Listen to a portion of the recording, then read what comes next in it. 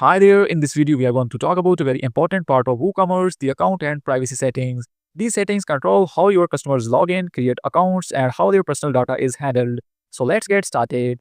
Enable guest checkout. This is the first option you will see. If you turn this on, customers can buy from your store without creating an account. Some people don't like the hassle of signing up, they just want to pay and get their product.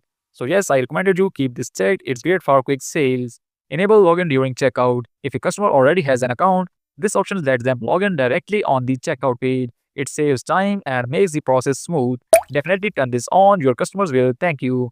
Allow customers to create an account. Here you will see two sub options. During checkout, this lets people create an account while placing their order. On My Account page, this lets them create an account anytime from the My Account page. I recommended turning both on because it gives you customer flexibility. They can choose which one is easier for them. Send password setup link. When someone creates an account, they will get an email with a link to set their password. This is safer and easier. So yes, definitely keep this on. Account ratio request. This section is about privacy. If a customer asks you to delete their personal data or downloads, you will see options. Remove personal data from orders, remove access to downloads, and allow bulk removal of personal data. For beginners, you can leave these unchecked. We are focusing on basic and physical stores right now. No need to overcomplicate things.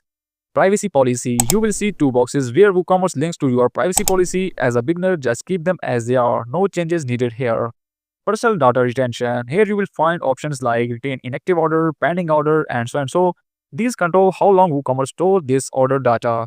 For now, just leave them as a default. They work fine for beginners. So that's it. If you found this helpful, make sure to like, share, and subscribe so you don't miss my next WooCommerce tutorial.